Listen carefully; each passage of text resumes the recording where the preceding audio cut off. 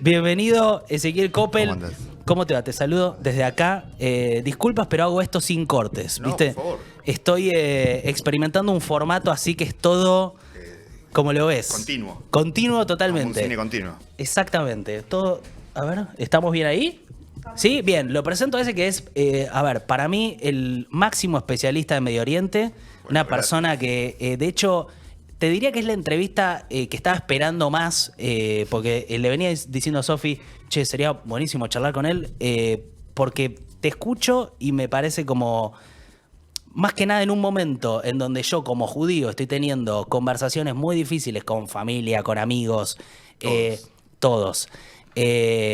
Peleas, situaciones nada, duras, de gente enojada y dolida, y yo también entendiendo de dónde viene, pero yo al mismo tiempo muy indignado, conmovido por lo que está pasando en Gaza, que me parece un gran momento para charlar.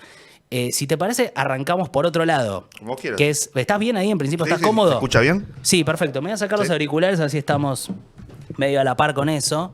En realidad quería empezar charlando de la tensión que estamos viendo con principalmente Irán. Hacemos una pequeña recapitulación, si querés, que es, hubo, ya no sé ni por dónde empezar, porque pasa esto que es, ¿cuándo arrancás? Se van encadenando los hechos. Pero decís, a ver, yo diría, Israel ataca un edificio del consulado de Irán en Siria. Sí. Después ocurre un hecho que vos lo definiste como un cambio de paradigma, Sí. y me interesa que profundicemos en eso, que es Irán atacando directamente desde su territorio a Israel. Después, no sé, pensemos si el ataque fue para avisar, para herir a Israel o qué pasó, pero sí fue algo históricamente novedoso. Sí. Ahora, desde ese momento pasaron cosas. Sí, muchas. Si querés, arranquemos desde ahí, que Sí, es... Yo iría un poquito más atrás. incluso. Dale, donde Yo vos iría, quieras. pondría el comienzo de esta tensión entre Irán e Israel décadas atrás.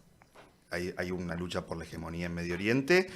A Israel le preocupa mucho el programa nuclear iraní, que no cree que sea con fines pacíficos. Israel también con Irán tiene como un ida y vuelta de hace muchas décadas porque Irán sostiene y apoya muy fuerte al Hezbollah, en lo que es el norte de Israel. Y acá podríamos empezar que el Hezbollah, si bien con Israel tienen cuentas pendientes de hace mucho, mucho tiempo, porque el Hezbollah, digamos, se crea a instancias de lo que es la ocupación israelí en el sur del Líbano, luego de la primera guerra israelí-libanesa de 1982, el Hezbollah empieza como una especie de ataque de solidaridad con Hamás luego del 7 de octubre. Pero empieza como una especie de guerra de baja intensidad donde ninguno quiere elevar la guerra porque todos tienen miedo de lo que pueden perder. Entonces podemos decir que empezó el Hezbollah luego del 7 de octubre e Israel sabe quién maneja más o menos el Hezbollah, que es Irán, y atacó, bueno, como dijiste, el consulado iraní en Siria, que también tiene otros temas Israel con Irán en Siria, porque Irán, decime si esto es muy complicado. No, dale, Irán me encanta. sostiene, digamos, podemos decir que en un momento el gobierno sirio, encarnado en Bashar al-Assad, está por perder el poder en lo que es la guerra civil siria e Irán entra a defenderlo. Israel está muy preocupado con eso porque dice Irán se está como poniendo en Siria, que tiene otro objetivo, que es atacar a Israel. Está poniendo como bases en Siria iraníes, que tienen otro objetivo, no solamente sostener a Assad, sino atacar a Israel. Entonces es como una guerra en muchos frentes. El Hezbollah e Israel tienen cuentas pendientes. Yo creo que todo esto se elevó a una cuestión de suma tensión cuando Israel rompe otra especie de, como una especie de línea roja, que fue atacar en Irán al huésped de Irán, el líder de Hamás. Y yo creo que ahí Irán queda como una especie de, no podemos no hacer nada, porque no hacer nada es mucha debilidad. Ahora, Israel lo primero es, no reivindicó todavía, ¿no? El asesinato de... No acostumbra a reivindicar los asesinatos dentro de Teherán. Hace 2 años mató como al jefe del programa nuclear iraní y tampoco lo hizo. Bien, estamos hablando de Ismail Haniyeh, o no sé si la pronunciación Haniyeh, está... sí. Haniyeh Sí, lo mismo. es lo que sería el líder político de Hamás, ¿no? Fuera de Sí. la Franja de Gaza. Sí, muchas veces se dice, mucha gente se enojaba porque decían, bueno, están diciendo que es el líder moderado de Hamás, etc. ¿Puede haber alguna moderación? Bueno, si uno dice de hacer una especie de cese al fuego en los límites pre-guerra del 77, cuando Israel no ocupaba ni Cisjordania ni Gaza, es una moderación comparado con el líder militar de Hamás, que es Sinwar, que dice, no hay ningún tipo de acuerdo, no hay ningún tipo de arreglo. Por supuesto, los israelíes dicen, bueno, cese al fuego no es un acuerdo de paz, eso no es completamente moderado. Bueno, es moderado si los comparás con los no moderados dentro de Hamas. Claro. Bueno, ahí hay algo interesante que es, uno podría pensar la relación Israel-Irán por un carril y lo que está pasando en la Franja de Gaza por otro lado. Este hecho de Junta todo. el asesinato del líder de Hamas en Irán, de repente junta todo. Sí. Yo a partir de ese momento estoy en un... que en realidad te estoy siguiendo a vos dentro gracias. de otros especialistas para tratar de entender, porque claramente uno dice, acá se junta todo, hay una tensión que va escalando, pareciera que Irán se está preparando para atacar Israel desde su territorio y pareciera que Israel está preparándose para atacar a Hezbollah en el Líbano. Sí. Digo, si uno sigue más o menos que los distintos consulados, embajadas, están diciendo a la gente de los países más occidentales, váyanse del Líbano. Y por otro lado llegan noticias de Irán, que todo, no sé, me llega muy filtrado, así que no sé, bueno, el gobierno iraní está pasando imágenes de guerra, está dentro de su país escalando el discurso, como preparando. Está preparando el frente. Está preparando el frente. Suele decirlo de alguna manera. ¿Y qué, a ver, esta tensión, ¿para dónde puede salir? ¿Qué te parece que puede pasar? Bueno, es difícil hacer futurología total. Sí, total. Vamos a jugar con escenarios. Sí. Yo sé que decir jugar es un poco fuerte, capaz. Interpretación. Interpretaciones. Pensarlo de esta manera. Haniyeh era el huésped de Irán, que lo invitan a la inauguración del nuevo presidente iraní. Y lo ponen en una casa segura, según los servicios secretos iraníes. E Israel atenta contra él. No sé si fue con un misil, con una bomba, eso, bueno, está por investigarse. No hacer nada es una debilidad hacia tus socios y hacia a los actores que vos protegés, como Hezbollah, los Houthi yemeníes, e incluso tu cercanía con Hamas. Claro. No hacer nada es una debilidad, es una extensión de tu debilidad hacia tus socios. Entonces, si no hacen nada, lucís extremadamente débil. Ahora, si haces algo, podés iniciar una guerra, porque los israelíes pueden volver a contestar, que capaz que vos ni quieras. Mi opinión personal es que Israel ni Irán quiere una guerra sin control. Es decir, lo que pasa es que shit happens, vos lo sabés eso. Es decir, se empiezan a tirar, son como chicos jugando con armas, se empiezan a tirar cohetes, misiles y las cosas no salen completamente como uno prevé. Claro, Acá, y más con la dirigencia que tenés de los dos lados. más con la dirigencia que tenés de dos lados, donde tenemos a Netanyahu, que parece que no es muy propenso a llegar a un acuerdo por la liberación de secuestrados israelíes en manos de Hamas, y que tiene mucho miedo de perder el poder porque piensa que si hace un acuerdo por los secuestrados israelíes en Hamas, su gobierno de extrema derecha se va a desarmar. Claro. El lado iraní también es no hacer nada, es como decir, bueno, Israel puede hacer lo que quiera en nuestro patio. Entonces, en los cálculos, todos hacemos los cálculos de Irán va a responder, nadie sabe bien cómo, activará también al Hezbollah, lo harán en conjunto, lo harán de forma individual. El tema es que el día de mañana, muy bien, es difícil calcular lo que pasa, porque también en Israel, cuando vos bien dijiste lo de abril, donde Israel mató un importante dirigente militar de Irán en el consulado iraní en Damasco. Muchos dicen, no era el consulado. Bueno, era el edificio al lado de la embajada, sí, directamente. Si uno ve la foto, parece la misma construcción. La misma construcción. Está al lado. Es una provocación directamente. Muchos dirán, bueno, es lo que tenemos que hacer. Bueno, pero también hay consecuencias con eso.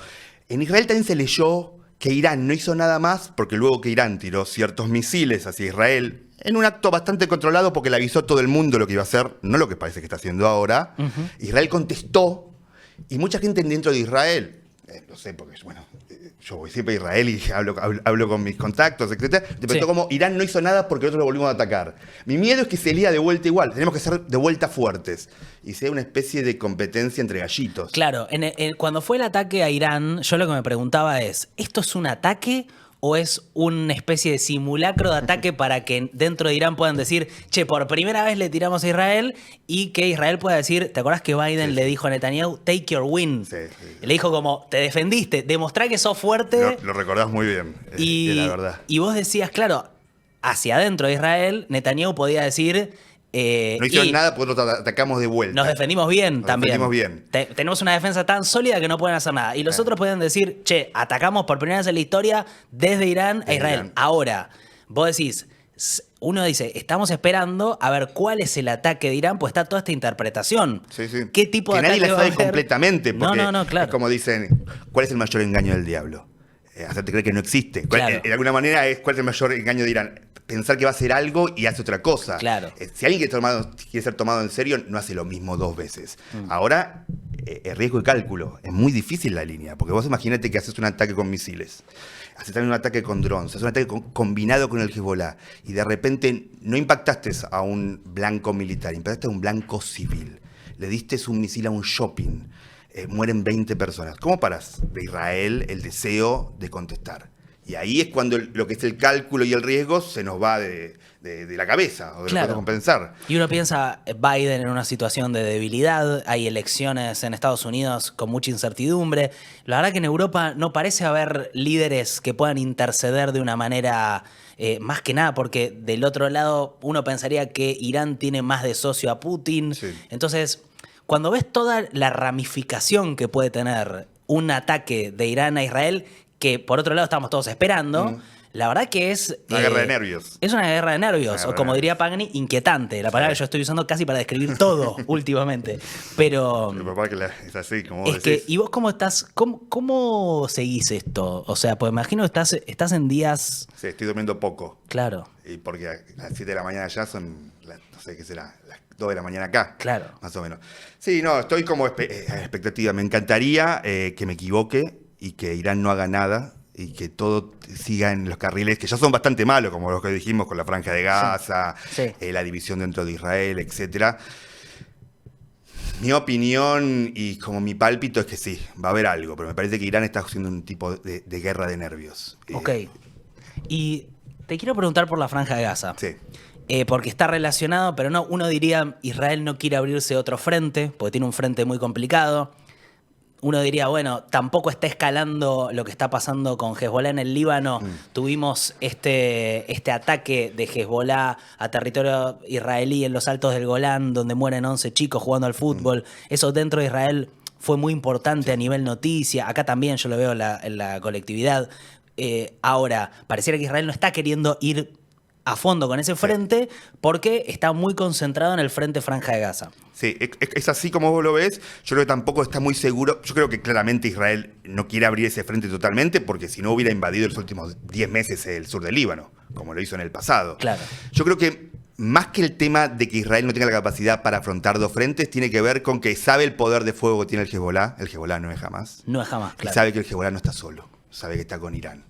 Y si el Hezbollah entra en una guerra, yo estoy prácticamente seguro que Israel puede hacer, yo sé que puede ser un poco duro como lo diga, pero puede hacer una playa de estacionamiento del Líbano, de alguna manera con el poder de fuego que tiene, terriblemente, pero el Hezbollah también puede cerrar todo el norte de Israel. Claro. Y puede golpearlo de una manera que jamás nunca lo golpeó.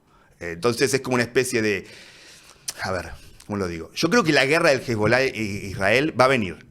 No sé cuándo directamente. Yo creo que en este momento los dos tienen un poco de miedo de lo que pueden perder en este tipo de situación. Pero bueno, las cosas se están yendo de carril, se está yendo de lo que es el cálculo. Claro, claro. Y estamos entrando en ese lo que yo digo. Hace poco un colega tuyo me preguntó, Ezequiel, si vos tenés que poner en colores, ¿en qué momento estamos? ¿Rojo como el máximo y no sé, blanco como el mínimo? Estamos en naranja. Ok. Estamos en un momento de naranja. Y lo de la Franja de Gaza, bueno, la Franja de Gaza vos mismo lo dijiste. La Franja de Gaza es una cosa de que une a la mayor parte de la población islámica del lugar, que es la mayoría, sinceramente, y a otros también les sirve para, bueno, para canalizar sus intereses, ciertamente. Supongo que te lo pregunto más como una persona que, además de escucharte como un analista internacional, lo piensa como un judío viviendo en Argentina y debatiendo con amigos, familiares, que es mi realidad y la realidad de mucha gente. Y también con gente en el chat, porque de repente es un tema que yo veo que está... o sea, uno quiere tratar de entender qué está pasando en la Franja de Gaza, ponerle nombre. Empiezo por el principio. Sí. ¿Vos cómo caracterizás lo que está pasando ahora en la Franja de Gaza? ¿Para vos es un genocidio o no es un genocidio? ¿Cómo estás en ese debate? Es la pregunta del millón. De los dos lados a mí me quieren acorralar. Uno Lo sé, por eso. Decir que es un genocidio, si dice que es un genocidio... Si querés te digo yo antes lo que digo yo. Sí. Mira, yo digo, acá hay una matanza indiscriminada, acá parece haber algo más consistente con crímenes de guerra seguro, Sí. de hecho cosas que está investigando el mismo ejército israelí. Sí. Ahora, yo no veo algo consistente en la práctica con un genocidio porque veo si querés, un contexto de respuesta a un atentado de una masacre del 7 de octubre. Lo que me hace dudar es que en alguna parte del discurso de funcionarios israelíes sí veo algo que parece un intento de genocidio, que es gente diciendo hay que borrar a los palestinos del mapa, más o menos. Sí. Ahora, está entrampada ahí la discusión para mí, pero yo todavía no estoy diciendo eso, si bien entiendo a la gente que dice es un genocidio, lo respeto, no me escandalizo me escandalizo ante lo que está pasando y no ante la palabra, digamos, ¿no? Partamos que mucha gente que dice que es un genocidio también lo que quiere hacer es que pare la matanza. Totalmente. Yo creo que falta tiempo para decir si es un genocidio eso. Es decir, yo puedo jugar al abogado del diablo con mis posiciones incluso. Yo creo que hubo un intento de una gran matanza de palestinos, específicamente los primeros meses, lo que fue octubre y noviembre, luego del deseo de venganza de la población israelí, luego de la masacre que hizo Hamás. A ver, ¿cómo definiríamos un genocidio? Porque por ahí hay gente que se pierde un intento de exterminar a una población. Por ser de determinada etnia, religión, nación. No tiene que ser toda la población, pero hay un intento. O el llamado de genocidio que luego no termina de aplicarse. Eso. Es decir, en octubre y noviembre es muy complicado lo que hace Israel. Es decir, prácticamente cierra la frontera para que no entre comida y en un momento piensa en cerrar el agua. Luego creo que hay adultos responsables en el gobierno israelí y dicen, bueno, si hacemos esto va a haber un genocidio. Lo que pasa es que tomar esa decisión en las primeras 3 semanas de octubre, que no entró nada en la Franja de Gaza, provocó una situación incluso de hambruna. Como mucha gente dice, no es hambruna. Sí, chicos, es hambruna. Hablen con la gente que está ahí adentro, o cercana a la hambruna, que puede entrar en lo que se denomina un intento de genocidio. Después hay una decisión clara de hacer una especie de limpieza étnica de ciertos lados de Gaza. Yo creo que hay una especie de que dentro del gobierno israelí se dieron cuenta de lo que venía directamente. Entonces, me parece que podemos decir que está en desarrollo para decidir si es un genocidio o no. Me parece que falta un poco de tiempo. Sí creo que hay claramente muchos hechos de crímenes de guerra dentro de la Franja de Gaza y creo que la decisión del ejército israelí es hacer a la Franja de Gaza inhabitable. Me parece que... a ver, ¿cómo puedo ser más directo? Yo creo que lo que quiere hacer el ejército israelí es que cada familia palestina, cuando se junta los viernes de la noche a comer, diga, ¿viste lo que los judíos? Digo judíos porque los palestinos llaman a los israelíes Yahud y los israelíes llaman a los palestinos Arabim, como árabes directamente. ¿Viste lo que los judíos hicieron por después lo que hicimos nosotros? Para mí ese día no va a funcionar. Porque esa es la idea que se está aplicando desde hace más de medio siglo. Es decir, la construcción, lo que se hace de cada pueblo no quiere ver sus aspectos más controvertidos. No quiere decir, los judíos o los israelíes nos hicieron esto porque nosotros entramos a masacrarlos directamente. No. Nosotros entramos a masacrarlos porque ellos nos hicieron un bloqueo durante más de una década y nos ocupan hace más de medio siglo. Yo creo que vamos a entrar en ese periodo donde nadie quiere ver sus aspectos más controvertidos. Para mí, llamémoslo genocidio, no llamémoslo genocidio, lo que está pasando en la Franja de Gaza es muy fuerte, es necesario pararlo porque se está yendo, vamos a hablar de forma joven, está yendo de mambo. Sí. Ese es el tema. Y está de alguna manera activando un montón de otros componentes regionales que estamos a punto de entrar en una guerra regional como no tuvimos en décadas. Y además esto también es lo que yo hablo con amigos judíos de distintas ideologías. Es la primera vez que yo veo en el mundo y en países históricamente muy aliados con Israel una crítica cerrada de lo que está haciendo Israel en la Franja de Gaza. El relato que Israel presenta al mundo, además de que está mal, que es un carril, éticamente está mal, moralmente está mal, hay otro carril que está todo el mundo en contra tuyo ahora, a partir de esto. Yo sé que no es lo más importante. No, pero es decir, Israel siempre, desde hace décadas, su estrategia es pararse, digamos, desde, ¿cómo se puede decir? Desde la altura moral. Claro. De alguna manera. Es decir, nosotros estamos haciendo esto por nuestra supervivencia, ciertamente. Yo creo que acá sí, a ver, entremos a otro tema que me parece que lo estás tocando de alguna forma. Yo creo que esto dividió a la comunidad judía mundial. Que después también tenemos que distinguir que hay muchos judíos en la comunidad judía mundial que en Israel hacen una especie de prolongación emocional. Sí. Porque capaz que no conocen Israel. Es decir, yo veía mucho, como se decía cuando pasó la masacre, o última masacre, muchos periodistas decían, nadie sabe dónde está Gaza. Bueno, si yo le digo a ustedes dónde está el asentamiento de él y usted tampoco saben dónde es. Es decir, Sí. cada uno no quiere ver las cosas. Para ahí partió esto porque también es un tema emocional. Claro. Mucho.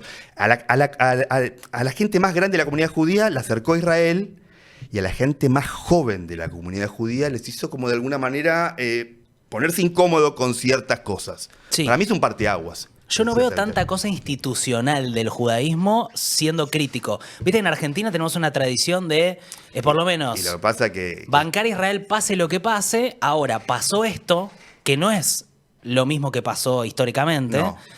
Obviamente, yo con la salvedad de decir lo que pasó el 7 de octubre fue un atentado terrorista contra la población civil, que incluso yo creo Israel tenía derecho a contestar. Sí. Ahora, sin ninguna duda. lo que pasa después genera algo que a mí me está pasando algo que no me había pasado nunca, que es, escucho referentes de la colectividad, escucho hasta rabinos en situaciones donde voy a un bar mitzvah y de repente hay una especie de discurso de guerra dentro de las sinagogas que a mí me resulta novedoso y me preocupa, en el sentido de que yo veo que hay algo importante de la identidad judía que se está jugando en esto. Sí, sí. A mí es mucha gente dice, ¿por qué los judíos se asocian a Israel? Etcétera. Bueno, es como decir que los armenios fuera de Armenia se asocian a Armenia. Hay una continuidad. De por sí, vos sabés que en el judaísmo Israel es muy importante. Lo que pasa es que hay que decidir en qué parte. Y también, o no. Pero es decir, cuando yo hablo de Israel, de alguna manera me decís que...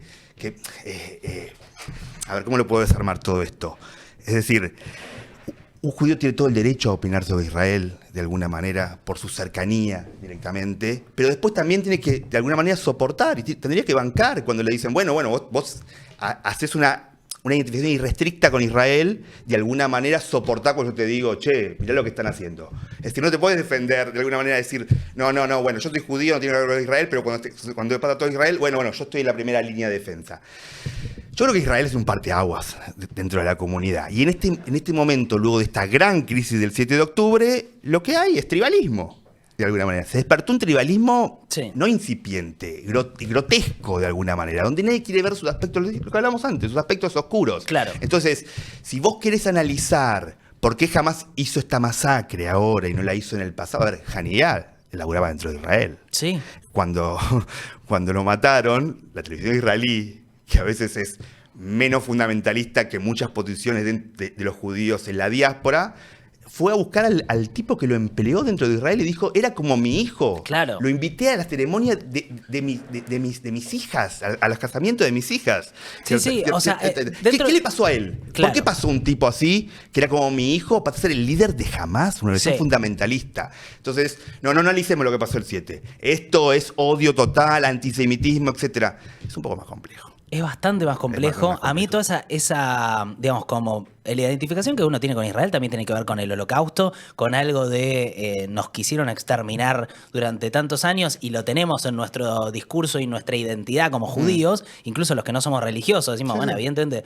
Entonces yo eso lo entiendo. Lo que a mí me cuesta entender es el aleccionamiento que ahora veo. No puede hacer todo Israel, ese es el tema. No, claro. Es decir, no puede hacer todo por haber sufrido un holocausto hace 70 años, todo es válido. Claro, pero imagino que lo que vos te pasa laburando, que a mí también me pasa y me pasa con mi familia, que es que yo siento un aleccionamiento muy fuerte de gente que me quiere llamar a orden, que es, no, vos tenés que defender a Israel porque sos judío, hermano, o sea, o hijo o sobrino. Pero vos primero sos periodista.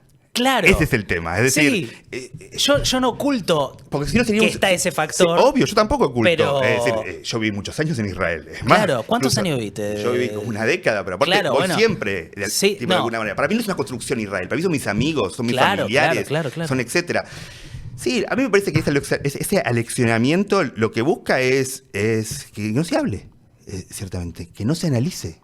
Porque también hay una interpretación un poco infantil del tema, donde nosotros siempre seríamos buenos, que también tiene un componente antisemita. Nosotros somos solamente de una manera. Nosotros somos iguales a todos. Tenemos nuestras manzanas podridas, gente más inteligente, gente menos inteligente, y cuando los tambores de la guerra empiezan a sonar, bueno, todos tenemos que estar atrás de la guerra, etcétera. Bueno, yo no estoy en esa campana directamente, porque volvemos al otro tema. Yo no soy periodista. Claro. Lo que me está pidiendo cierta parte de la colectividad judía es que yo primero sea judío o israelí en otro caso. No. Yo primero, y eso de alguna manera replicaría un concepto casi antisemita, donde dice que nosotros los judíos, primero somos judíos y después somos otra cosa. Entonces no somos argentinos primero somos judíos. Claro. Como tenemos doble lealtad. Yo primero soy periodista. Y yo hago mi trabajo lo mejor que puedo hacerlo. Y de alguna manera la interpretación sería que no pensar en el tema o no reflexionar en el tema, de alguna manera es positivo para Israel, lo cual para mí es un error total. No, porque Israel no está en una buena situación. Y allá mismo están pensando cosas que acá no nos permitimos pensar. Y allá están debatiendo cosas. Por supuesto. Entonces, a mí me hacía... Yo me acuerdo que puse eso, esa pastilla, ese corte de la televisión israelí donde entrevistaban al tipo que le dio trabajo, al líder de Hamás dentro de Israel, etcétera. Me acuerdo que alguien me puso... Yo no leí otro que me pone, pero me acuerdo que eso de bueno, está de alguna manera justificando, etcétera. Claro. No. Lo estoy complejizando un poco. Porque lo que vos querés es que no se complejice, que sea todo muy simple, que no dice nada eso. Aparte, porque a mí no me gusta la situación en que está Israel. A mí no me gusta, sinceramente, que Israel esté de sus, 76 años de Estado, esté hace 56 años, más o menos, 57 años de ocupación sobre los palestinos. Es decir, más de 3/4 partes de la existencia israelí es una dictadura militar sobre los palestinos. Para mí eso corrompe a la sociedad israelí. Para mí eso... Mi opinión personal es que la ocupación sobre los palestinos es mucho más riesgosa, tiene un riesgo existencial mucho más grande para Israel que un ataque de Irán. Esa es mi opinión. Tremendo. Bueno, sí, que estoy totalmente de acuerdo. Sí.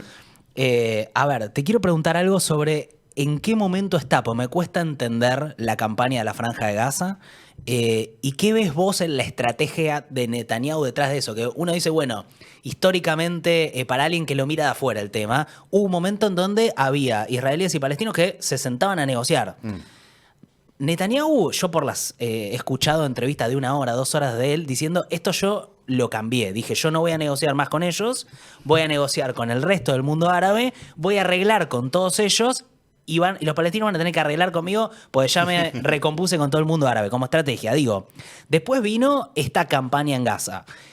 La pregunta sería, ¿en qué estado está esa campaña? ¿Qué es lo que te parece que está buscando Netanyahu ahí? Y esto, ¿cómo impacta la estrategia más grande de la relación que propone? Bueno, yo creo que Israel se está quedando sin objetivos dentro de Gaza. Ayer salió una noticia, los propios diarios israelíes diciendo que al final se cree que Netanyahu no destrozó 3/4 partes de los batallones de Hamás, sino no destruyó ni 2 de 14 o de 15 de alguna manera. ¿Por qué?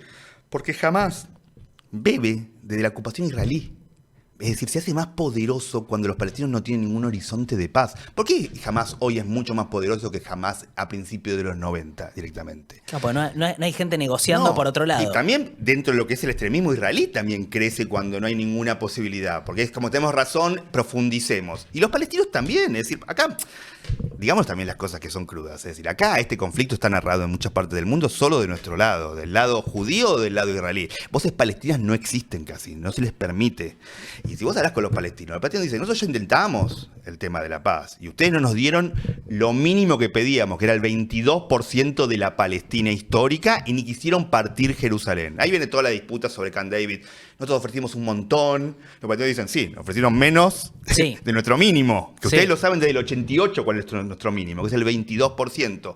Volviendo a Gaza, yo creo que ya no hay más objetivos, es decir, de alguna manera. Lo que pasa es que Netanyahu sabe que su coalición se destroza, que está parada sobre la extrema derecha israelí, que para mí la definición de extrema derecha israelí es un poco amplia, para mí es el movimiento nacional colono, es decir, los colonos de su parte más derechista, porque también hay partes más moderadas, y a ver, quiero ver si la gente me diría, che, Ezequiel está diciendo moderados colonos, como puede decir de acá. Sí, hay también más moderados, ciertamente. Ahora vamos a Cisjordania. Vamos a Cisjordania, y lo que pasa es que, ¿sabe que si él empieza a negociar sobre secuestrados? Itamar Ben-Gvir, Bezalel Smotrich, ministro de Economía, ministro de Seguridad Interna, se van del gobierno y se cae su gobierno y se cae su poder. Y capaz que tiene que dejarlo. O sea, vos tenés gente dentro del gobierno de Netanyahu. La mayoría. La mayoría que no le permite iniciar un diálogo para liberar a los rehenes. No, porque ellos es como toda esta gente que vemos que todo el mundo pide liberar a los rehenes, pero Flaco, tenés que pagar algo para ir a Israel, porque el otro lado quiere algo.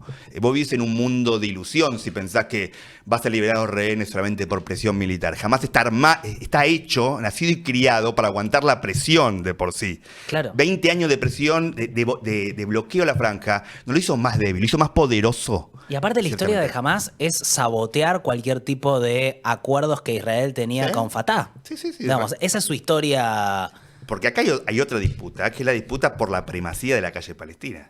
Claro. Yo creo que lo que Hamás hizo, y lo dije el mismo 7 de octubre cuando no se sabía mucho, lo que Hamás hizo fue un tiro largo para conquistar Cisjordania, para ser el grupo más fuerte en Cisjordania.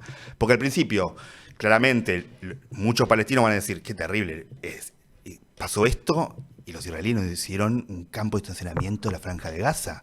Pero también eso va a provocar mucho odio y le va a dar mucha fuerza a los rangos de Hamás. Claro. Porque van a decir, la única opción también de volver al tema, vos lo dijiste perfecto cuando dijiste, Netanyahu pensó que podía saltar a los palestinos y podía negociar con los líderes árabes. Ahí hay un error de base que es, chicos, se están olvidando que el tema palestino para todo el mundo árabe sigue siendo importante. Sus líderes dictatoriales no son la calle tipo del mundo árabe. Entonces entramos en este problema donde, bueno, una especie donde nadie quiere analizar el tema para desarmarlo. Yo creo que Netanyahu sabe que lo que viene ahora, volviendo al tema para no hacerlo, para no entrar en esa especie de remolino. Sí, pero dale. Es que todo te abre ventanas. Te abre ventanas. Yo creo que continúa la campaña en Gaza a pesar de que para mí ya casi no hay objetivos, porque tiene miedo de perder el poder. O sea, ¿vos crees que están manteniéndose ahí, ya no avanzando tanto, sino que es una manera de mantener el status quo como llegamos hasta ahora? Sí, como mucha gente va a decir, bueno, nosotros estamos acá para que jamás no vuelva a regenerarse. Chicos, vean la historia. Dijeron lo mismo del Hezbollah en el 80 y tenemos el Hezbollah cada vez más fuerte. Van a estar en Gaza, lean un poco, no sé, vean que sea la batalla de Argel, de Pontecorvo, algo. Es decir, les sirve para lo que es su narrativa de un ejército, de una lucha por la liberación nacional, ocupación en su territorio. Es decir, jamás se va a hacer mucho más fuerte con Israel dentro. Esto lo sé yo que soy un 4 de copas, también lo sabe el liderazgo militar israelí, que no quiere quedarse en la Franja de Gaza. Claro. Ellos saben que cada vez tienen menos objetivos para hacer ahí. Pero ahí tenemos esta lucha entre el poder político y el poder militar. Y dentro del poder político, del lado de Netanyahu, hay un montón que están hablando de volver a poner asentamientos en Gaza. Mirá vos. Había 7.000 colonos en Gaza dentro de 2 millones de palestinos. Qué locura. Sharon cuando se fue de ahí, no es porque se fue de ahí porque no creía que tendría que haber judíos en Gaza, porque es imposible de defender. Claro. Yo creo que es el sueño húmedo de Hamás que los israelíes se queden dentro de la Franja de Gaza. Mirá vos. O sea, claro, porque los beneficia a los dos, a Netanyahu y a Hamás. Se benefician. Se benefician. De alguna manera es una locura, se potencian. Por eso no quieren ir al otro, a la clave. No, prefieren seguir en esta guerra. Y te quiero preguntar, porque te escuché hablar mucho de eso y sé que lo estás investigando, de los asentamientos en Cisjordania. Sí. Hace tiempo. Sí, mi libro que nunca sale. Es tu libro, que lo estoy esperando. Sí. Pero que es, a ver, más que nada contalo vos lo de Cisjordania, porque Cisjordania es algo muy extraño. Si uno mira el mapa, lo que ve es como una especie de formas raras que se entrelazan, porque hay un montón de áreas distintas.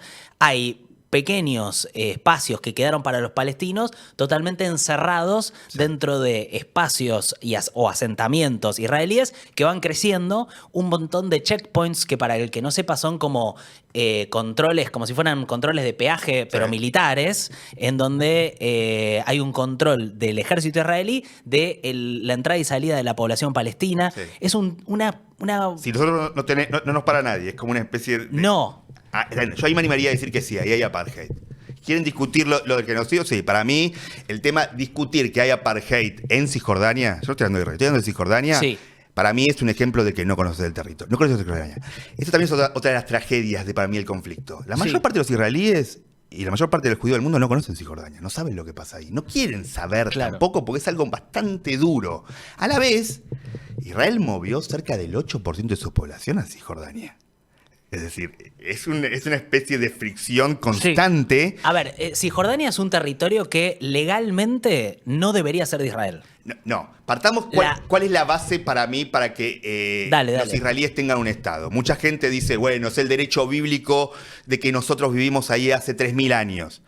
Bueno, después los musulmanes tuvieron 1200 años ahí casi con continuidad, etcétera. Bueno, yo estoy primero, vos estás primero. Para mí es una tontería todo eso. Para mí, la carta que tiene Israel para decir nosotros estamos acá es la decisión de la Mancomunidad de las Naciones en 1947 de formar un Estado judío al lado de un Estado árabe. Ahí se trazan unos límites. Se trazan unos límites. Por supuesto, el liderazgo árabe o el liderazgo árabe palestino rechaza todo eso. Después podemos analizar esto para hablar durante horas, etc. Sí, ¿Por qué pasa pero esto? se firma en lo que era la ONU, digamos. Sí, se firma. Bueno, Israel avanza sobre otro porcentaje, cerca del 28% del territorio alocado al Estado árabe. Ok.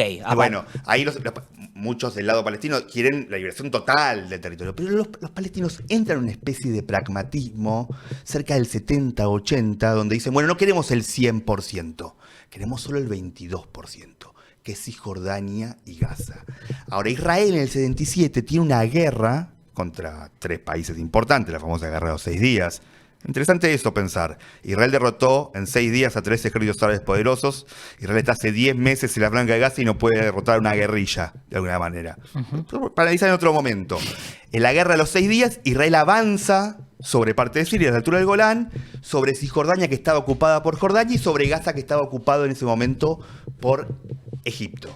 Israel empieza en ese momento a hacer asentamientos judíos en ese territorio. Y ahí para mí complica el problema, pero lo complica fuertemente. Porque después pasa otro tema. Si me preguntan, ¿vos pensás que los israelíes quieren paz? En mayoría, sí, yo no tengo ningún tipo de duda que los israelíes quieren paz. Sí. Ahora, para querer paz tenés que pagar algo. Claro. Ahora, Ezequiel, ¿vos pensás que los israelíes están dispuestos a pagar el precio de la paz? Después vamos a los palestinos. Ezequiel, ¿cuál es el precio de la paz? Y para mí es abandonar Cisjordania, abandonar Gaza y partir Jerusalén.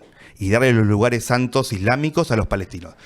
No, yo creo que los israelíes todavía no están dispuestos, en su mayoría, a hacer ese pago o hacer ese intercambio.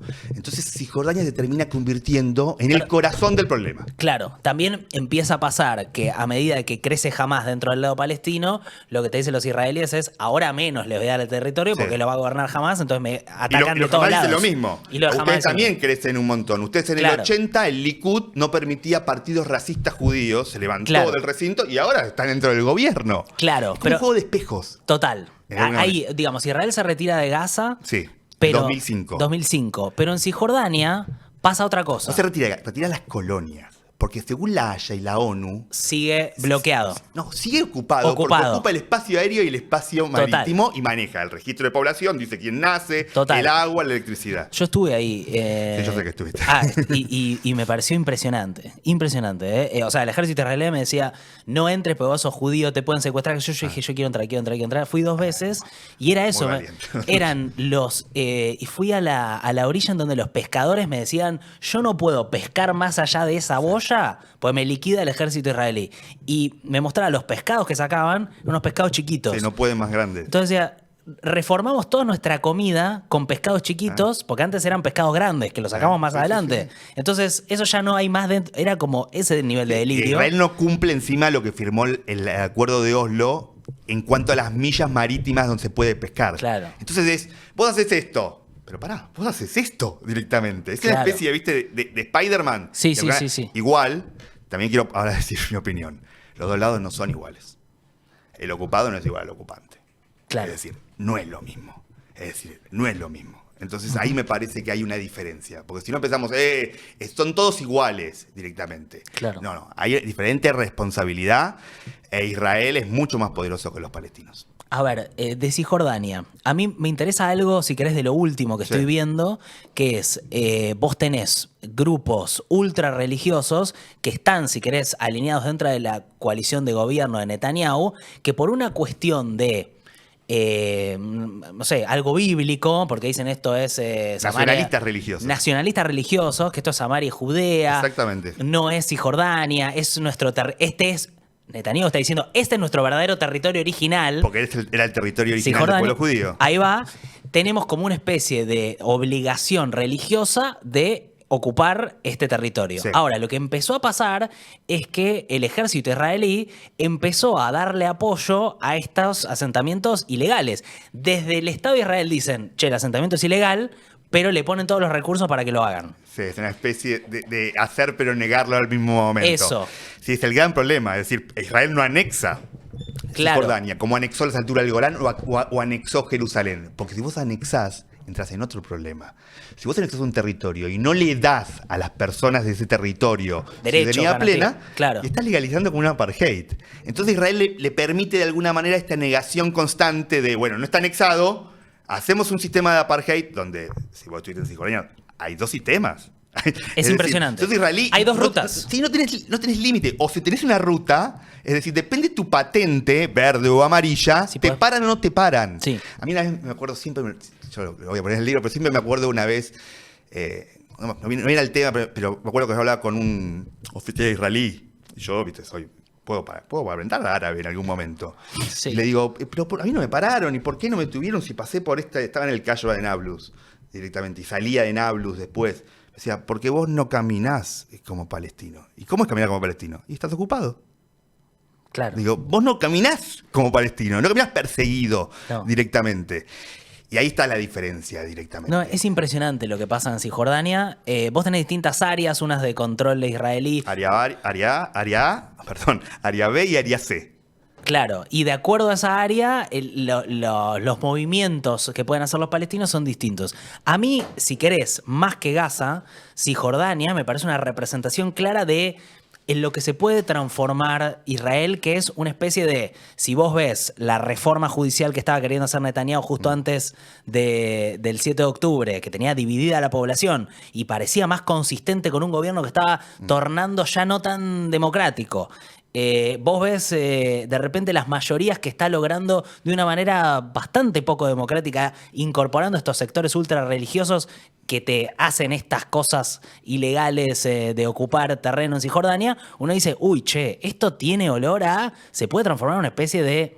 Mirá la palabra que voy a hacer, totalitarismo religioso, algún tipo de... Nacional religioso. Nacional Disculpa que religioso. insista en esto, porque para mí los religiosos los pienso en los jaredim, los pienso en los ultraortodoxos. Ah, ok, no. Estos son como una mezcla Es entre distinto. nacionalismo Sí. y religión. Combina las dos cosas. Y vi el otro día que vos retuiteabas, me parecía impresionante, cómo entraban a los campos, las bases militares israelíes, donde se está juzgando a soldados que presuntamente cometieron violaciones de los derechos humanos dentro de la Franja de Gaza, y entran estos religiosos nacionalistas a decir, che, libérenlos, porque estos son héroes. Porque todo tiene que ver con los palestinos. Ese es el tema. Claro. Incluso la reforma judicial. Claro. Entonces siempre vas a extender, tu tolerancia porque tenés que justificar lo que estás haciendo directamente. Entonces, si vas a convertir lugares de detención israelíes en Guantánamo o Abu Ghraib, ¿te acordás? De Irak, vas a decir es porque de alguna manera tenemos que conseguir que estos tipos nos digan lo que tienen de forma secreta. Claro. Vos podés justificar todo bajo la lucha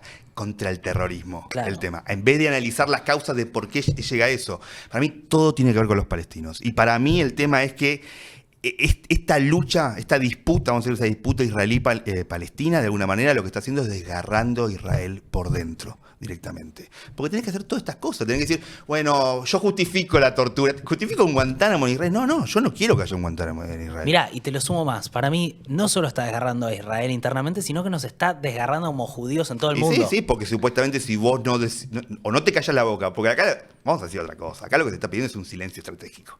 Total. Donde, si vos sos judío, tenés que callarte la boca. Pero ¿para qué me estás diciendo? De alguna manera. Según mi educación, la educación que me dio mi madre es, vos no te callas la boca nunca. O sí, bueno, pero decir lo que vos pensás. Pero claramente no ¿Qué es esto para de pedirme un ocultar silencio algo. estratégico? No, claro. Es decir, donde yo confirmo lo que dicen muchos antisemitas de que yo supuestamente, si algo lo hace un judío, y como yo soy judío me voy a callar la boca. Claro. No, yo no creo en eso directamente. Es más, yo creo que lo que yo digo es para beneficio de Israel. Porque yo la verdad que no tengo odio con el Estado. Yo creo lo mismo. Sí, yo ese creo es lo el mismo. tema. Lo que pasa es que, bueno, nadie quiere complejizar, vamos a decir. No, es que es muy difícil y sí, es doloroso. Supongo que lo que quería preguntarte es por la oposición a Israel. Vos Sí. debés saber más que yo, pero yo escucho lo que me viene es gobierno de Netanyahu, su coalición. ¿Qué tiene? ¿Hay gente diciendo otras cosas y proponiendo otras Sí, cosas? hay gente diciendo otra cosa. Lo que pasa es que yo creo que en este momento es muy difícil decir otra cosa. Yo repito siempre este latillo, la guerra une, la paz divide. En este momento la guerra no es muy hay mucha posibilidad de decir otra cosa. Pero igual se está diciendo otra cosa. Porque, por ejemplo, las marchas constantes, todos los sábados a la tarde, que podría ser el domingo acá, el sábado es como un domingo, el Shabbat la tarde es como un domingo, pidiendo la liberación de los secuestrados, de los cautivos israelíes en Gaza, es otra posición. Son marchas multitudinarias. Ellos están diciendo, paguen el precio que tenemos que pagar. Porque para mí, si Israel no logra liberar, para mí es mediante un intercambio a los secuestrados israelíes en manos de Gaza y prefiere, yo lo dije a la semana de que empezó este conflicto en octubre, prefiere la guerra antes que la vida de sus compatriotas, para mí va a desgarrar a la sociedad israelí mucho más de lo que desgarra la ocupación sobre los palestinos. Para mí va a ser un mojón muy malo para la sociedad israelí directamente. Pero hay otras posiciones. Lo que pasa es que es difícil en este momento, porque como vos bien dijiste, las comunidades judías de la diáspora, donde es esto o esto, traidor o chupamedia, vamos a decirlo de alguna manera, sí. En Israel también pasa. Lo que pasa es que en Israel también es un poco más complejo. Es decir, mucha gente a mí me dice, no, a mí me hace reír mucho las cosas que a veces me escriben.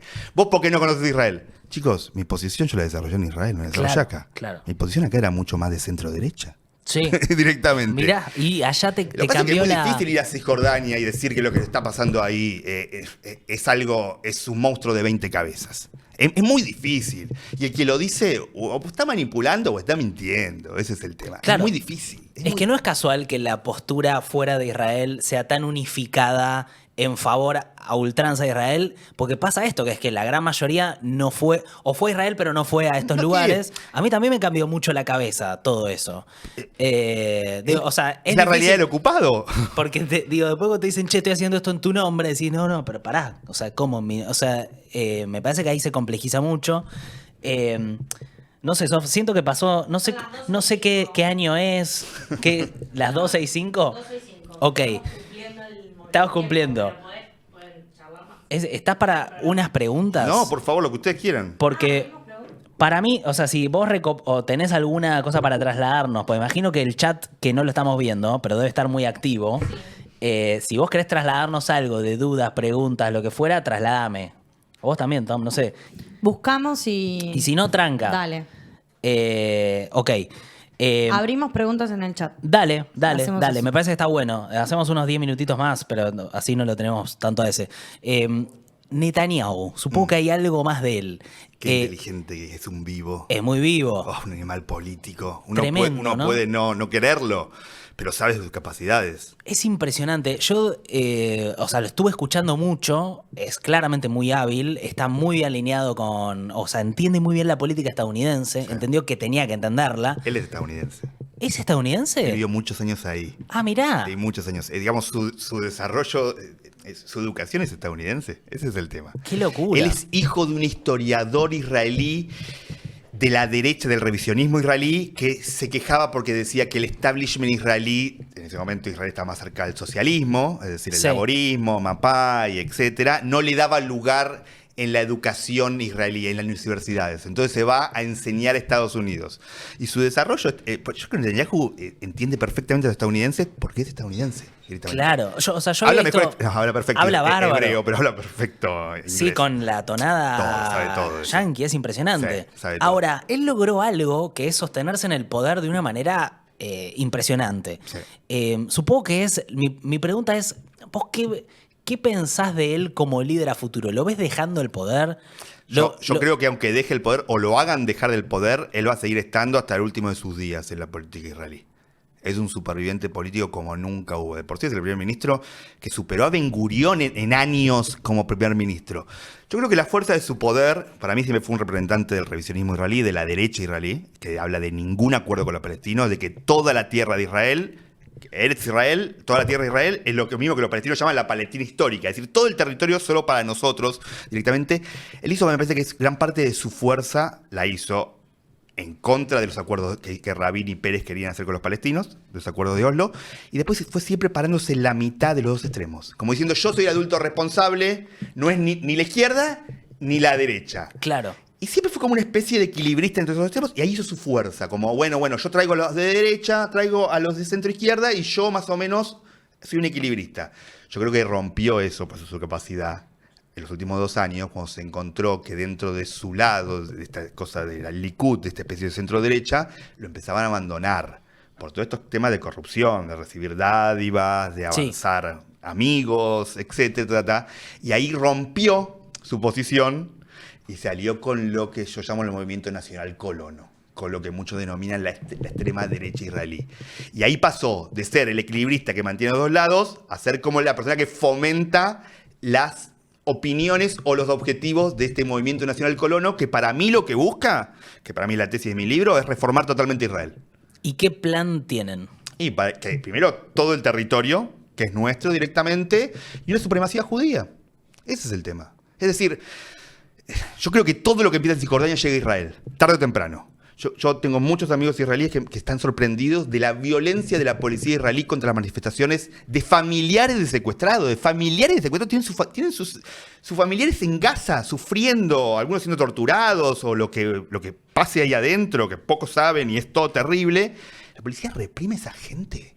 Hay mucha gente que está sorprendida. Claro. A mí no me sorprende ni un poquito. Y lamento decir, yo avisé. Pero porque la policía está bajo, primero, el dominio de un colono radical, se llama Itamar Ben-Gvir, colono de Kiryat Arba, la colonia de donde salió Baruch Goldstein, el tipo que masacró a los 29 palestinos en la tumba de los patriarcas y armó el fin casi de los acuerdos de Oslo, un tipo que no fue al ejército israelí. ¡Qué locura! Domina eso. la policía israelí. Es como un cambio de paradigma enorme. Y yo diría que es uno de los principales responsables de lo que pasó el 7 de octubre.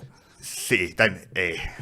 vos sabés un montón más de lo que le decís al público. Claramente, sí. Digamos, él tenía todas las fuerzas de seguridad apostadas en Cisjordania. Exactamente.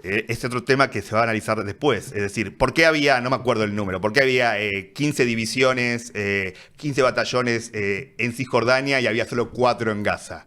De alguna manera. Porque ahí en Cisjordania lo que estaba pasando esos meses es que hubo un pogrom muy grande en una ciudad palestina llamada Huwara, donde, nacionalistas religiosos empezaron a quemar casas, etc. Eso fueron 3 días antes del 7 de octubre. Por supuesto, jamás esto lo pensó años antes. Pero yo creo que la decisión de activarlo en este momento, y fue multidimensional, tuvo también que ver con esto. Ahora, volviendo a otro tema, para mí, todo lo que empieza en Cisjordania termina llegando a Israel. Y esta represión de que muchos israelíes se sorprenden, yo esta represión la vi contra activistas israelíes en Cisjordania. Claro. O la vi contra palestinos en Cisjordania. La idea de que vos podés mantener 2 sistemas disímiles que solo están separados por 10 kilómetros de diferencia en un borde que el otro lado lo tiene, pero vos no lo tenés, es imposible. Es una construcción en la cabeza. Claro. Y para ese es mi mayor miedo. Es decir, se va a poner mucho peor. Es decir, si no se para rápido, se va a poner mucho peor. No se va a poner mucho mejor. Se va a poner mucho peor. Sof, ¿tenés alguna? Sí, tengo. Si ven posible final del conflicto, después sí, donde se informan sobre lo que está pasando en Palestina, porque dicen que suele haber solo mayoritariamente voces de Israel en los medios. Después preguntan sobre cómo puede impactar en Israel que gane Trump. Preguntan cómo es la... A ver, si querés, hasta ahí hay Sí, varias cosas. Y después, lo último, preguntan sobre Argentina, la posición de Milei y cómo... Esos son lo que están preguntando a nivel general. Ok, está bueno. Entonces, Es un público muy atento. Cuando hablamos de este toda tema... la parte cuando estuvieron hablando sobre la situación del genocidio, ¿no? El chat estallado. Imposible de seguir. Sí. Okay. Hay muchos comentarios al respecto. Bueno, me gusta que haya debate, me gusta que sea un tema que interese. Siempre es un tema que interesa, que está bueno. No sé, como quieras responder a todas estas preguntas. Supongo que el final del conflicto, ¿ves algún final del conflicto? Hay que ver cuál sería el conflicto. Mucha gente dice, este es un conflicto religioso de que no tiene solución. Bueno, para mí, yo creo que lo dije muchas veces ya, es un conflicto territorial para mí. Sí. Componentes religiosos, estamos hablando de Tierra Santa. Es decir, sí. Es muy difícil sacar, es decir, mucha gente de ambos lados, de los lados más complicados, utiliza la religión para canalizar otras cosas. Pero es un conflicto que se puede solucionar si hay una solución territorial. Para mí, que incluya aspectos religiosos, como la división de los lugares santos. Yo tengo dentro de mi familia que me dicen, este conflicto no termina nunca, no va a terminar nunca. Yo soy más positivo. ¿Vos crees? Sí, yo creo que si vos ves la historia, es decir, yo crecí con la idea de que cuando yo era chiquitito, le pregunté a mi mamá, ¿cuándo termina la Unión Soviética? No termina nunca. Claro. Va a ser para siempre. En esto es un poco... Es diferente, pero yo sigo creyendo de que capaz que no lo vemos nosotros, pero yo sigo creyendo que en algún momento ambas poblaciones, específicamente la que tiene más poder, va a llegar a una especie de decisión de que si no esto va a terminar destruyendo Israel. Porque los palestinos todavía para mí no jugaron su carta más complicada para Israel, que es, no queremos más un Estado independiente, queremos ser parte de un solo Estado, como en Sudáfrica. Y los israelíes no van a querer eso, porque terminaría el Estado judío, porque Claro. sería un Estado binacional. Bueno, los que dicen que no hay un apartheid, el argumento que dicen es, la diferencia es que en Sudáfrica la población afro quería formar parte de un estado con los blancos. O sea, los negros querían convivir con los blancos. Esto no sería técnicamente un apartheid porque los palestinos no quieren convivir con... Sí, entiendo. Es muy fina la Sí, definición. pero está ¿eh? analizando lo que desean los ocupados, no lo que hace quien ocupa. De alguna Claro, manera. depende... Y Lo estás dicen, tomando... y dicen que el apartheid no es solamente el caso de Sudáfrica. Hay definiciones, Claro. según estatutos, donde ahí fue aplicado de una manera. No es solamente, tiene que ser igual al caso sudafricano. No, Es claro, el otro, según la otra acepción, de acuerdo al ocupado, es 2 sistemas Sí. para 2 poblaciones, ¿no? Bueno, ahí se podría decir que es un apartheid. Hay más de 120%, hay más de 120 permisos de circulación para los palestinos. Algunos por trabajo, algunos por dentro de Cisjordania. Claro. Es decir, es difícil decir como que no hay 2 sistemas para 2 personas. Claro. ¿Será igual que los Sudáfrica? No será igual que los Sudáfrica. Sus características terribles ya son demasiado terribles por sí. Es decir, ¿Y ese dónde te informás? A mí me interesa también. bueno, yo conozco, yo soy hebreo, es decir, Claro. de alguna manera es más fácil llegar a ciertas fuentes. Del lado palestino también hay que escuchar, es decir, hay medios como MAM News, hay diferentes, hay algunos medios más cercanos a Hamas, pero también hay que escuchar de alguna manera. Es decir, también tiene que ver con mis propios contactos palestinos, la gente que yo conozco del terreno. Es un salpicadito de todo. ¿No hay algo en español, no? O que se pueda recomendar? En español difícil, Poco. es decir, los españoles el tema israelí-palestino lo tocan mucho, es decir, los medios Sí. españoles. Mucha gente de la comunidad judía dice que los españoles son completamente antisemitas, entonces no los quieren leer, etc. Para mí es un tiro muy largo eso. Claro, De, no. de por sí. Es una forma esto de querer cancelar Opiniones. Hay. Lo que sí, vos tenés razón, Nico, hay poco en español directamente. Claro. Si saben otro idioma es más fácil. Ahora, vos me decís, si no sabés otro idioma, no podés llegar. No, sí podés llegar. Bueno, acá hay un nicho. ¿En qué sentido? Estamos llegando a un nicho. Hay algo. No, por supuesto. Claramente. Hay. Es como ¿No? que el que quiere encuentra. Sí. El tema es que nadie quiere ver lo que complica sus posiciones. No, también. claro. Es decir, Claro. todos quieren reafirmar sus certezas. Sí, Este es eso- un conflicto donde todo el mundo quiere reafirmar Y sus sí. certezas. Todo el mundo quiere ir a dormir tranquilo. Todo el mundo quiere tener razón. Ese Sí, es el tema. eso es tremendo. Y quiere tener razón aparte sobre cosas que hablan bien de Recomplejas. uno. Es decir, Sí. nadie quiere ver sus aspectos más No, controvertidos. no, eso es tremendo. ¿Me están faltando alguna pregunta que tiraste? De Trump, De Trump. No, de Milei. Ah, de Milei. De lo de Uf. Trump, por un lado, qué pasaría si ganaría Ah, en noviembre. bueno. Y pues de la posición de Milei. Siento si que todo da para- nos puede perjudicar en Argentina. No, nosotros ya estamos. Ya está listo, ¿no? Charlen con todo Bueno, que lo cerramos como quieras, pero Perfecto. te tiro así general. Trump, ¿qué ves ahí en...? y muchos israelíes piensan que Trump va a favorecer completamente a Israel. Yo creo que Trump Sí. es bastante impredecible. Lo aman a Trump, ¿no? Desde que movió la embajada. Sí, lo quieren mucho. Yo creo que Trump es bastante antisemita, si me preguntan a mí. Mirá vos. Es decir, Bueno, tiene dentro de su gente Sí. nacionalistas de blancos. sí, y aparte lo que dice, Nico, él supremacistas. dice, yo moví la embajada de Estados Unidos a Jerusalén. ¿Por qué los judíos de Estados Unidos no me quieren? Bueno, eso es lo que dicen los antisemitas. Nos dicen a nosotros Claro. que tenemos doble lealtad, que siempre queremos más lo de Israel que nuestro propio país. Sí. Es un proto-antisemita. Es decir, Sí. lo que pasa es que lo dice de otra manera. Sí. Para mí tiene muchas construcciones así. Lo que pasa es que nadie quiere pensar directamente. Claro. Es como cuando Orbán apoya a Israel, etcétera. Ta.